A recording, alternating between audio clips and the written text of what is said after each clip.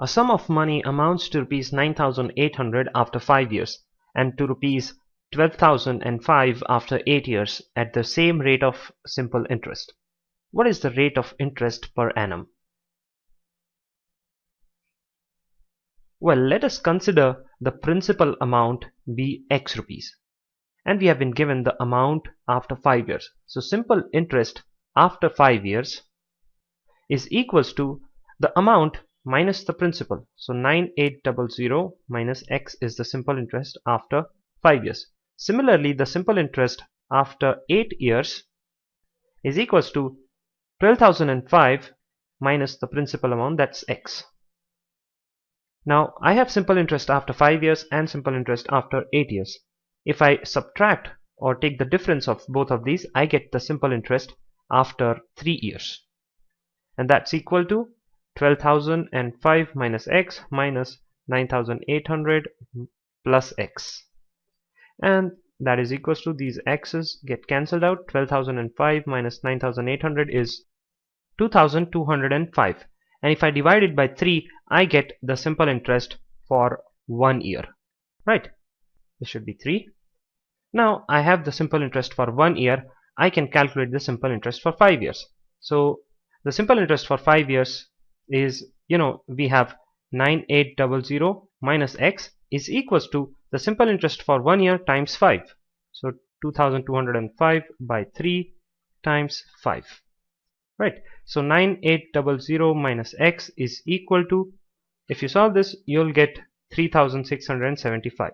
So therefore X is equals to 9800 minus 3675, and that is equals to 6125. So we've got the principal, we know the simple interest for 1 year, and we want to calculate the rate of interest. So simple interest is PNR upon 100. Simple interest for 1 year is 2205 by 3. It is equals to, principal is 6125, N is obviously 1, R is what we have to find, upon 100. So therefore if you solve all of this stuff, you'll get the rate of interest as 12%. So the answer is option C. At what rate percent of simple interest will a sum of money double itself in 12 years? Okay, let the principal amount be X rupees, and we have been said that the money should double itself in 12 years. So N is equals to 12, and the amount is actually the double of the principal, so it's 2X. Now we can calculate the simple interest. Simple interest is amount minus principal, and that's X. It is equal to PNR upon 100. P is X, N is 12, R is what we have to find upon 100. This X and this X get cancelled out. What we have is 100 by 12 is equals to R. Right. Now 2 6 are 12, 2 times 50 is 100. Again 2 times 25 is 50, and 2 times 3 is 6. So the rate of interest is 25 by 3, and that is equals to 1 by 3%. So the answer is option B. At what rate percent per annum will the simple interest on a sum of money be 2/5 of the amount in 10 years? Well, this amount is actually the principal amount, and the simple interest is actually the 2/5 of this amount. Let this principal amount be X rupees. So the simple interest is 2 by 5 of this amount, and we have been given that the number of years is 10.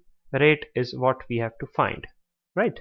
So we have the formula for simple interest, that's PNR upon 100. So 2 by 5 X is equals to X times 10 times R upon 100. This 0 and this 0 gets cancelled out, and this X and X cancels out. So we have R is equals to 2 times 10, that's 20 by 5. Therefore R is equals to 5 times 4 is 20. So 4% is the rate of interest. So option A is the correct answer.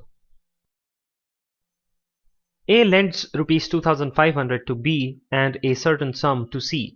At the same time, at 7% per annum simple interest. If after 4 years A altogether receives 1120 rupees as interest, then what is the sum lent to C?